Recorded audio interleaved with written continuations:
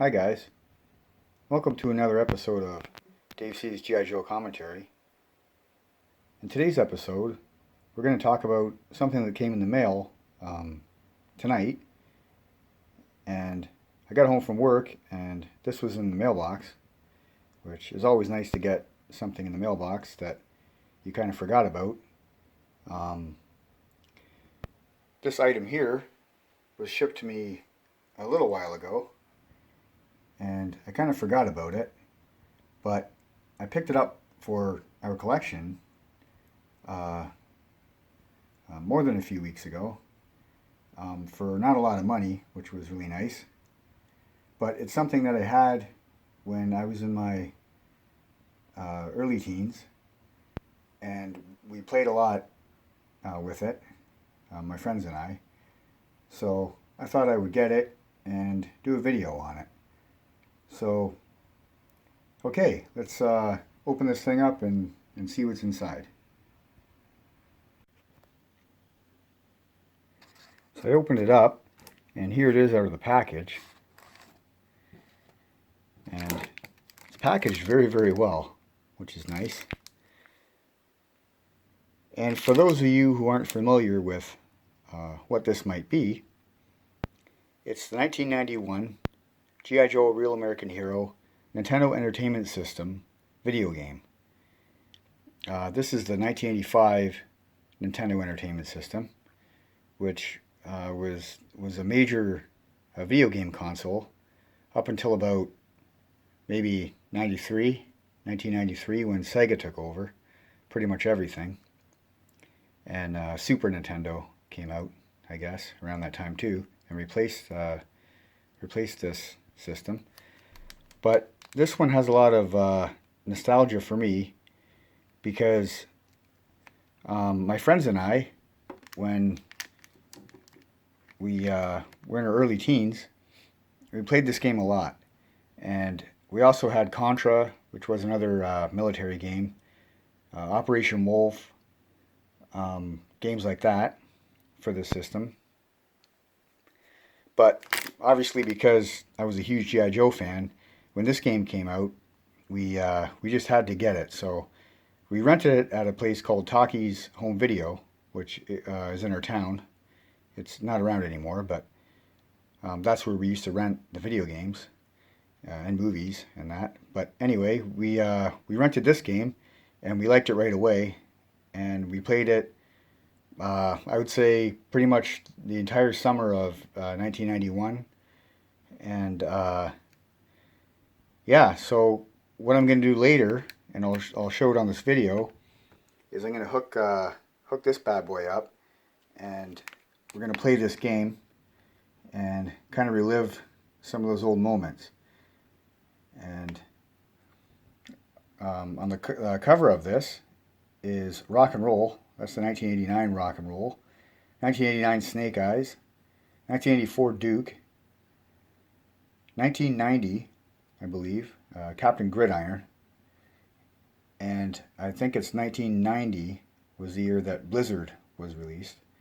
He's an Arctic Trooper, and they're all on the cover. And you can be those characters, and they're in various levels, and you have to fight various bosses, Cobra bosses. I think Destro was one of them, from what I remember. Iron Grenadiers Destro. But yeah, this game we played a lot, and I would go over to my friend's house down the street. His name was Mark, and Chris was his brother, and they had a pool, and we'd go swimming in the pool. Well, first we usually kick off the day by playing football. We played touch football. And after we got really hot and sweaty, because it was like 35 degrees out, we'd go and jump in the pool and go for a swim. And then after that, we'd go down to his basement and get the Nintendo going, and we'd play video games. And his mom would bring us like ice cream from the dairy. It was called Christie's Dairy. It's not there anymore either. But anyway, so yeah, and we'd play video games, and this game, I'll never forget how much fun it was. sometimes they would come over to my house and play G.I. Joe. I had all my stuff in the basement. Had most of my 1980s G.I. Joe stuff still. Well, I guess I pretty much had all of my 1980s G.I. Joe stuff still at that time, summer of '91.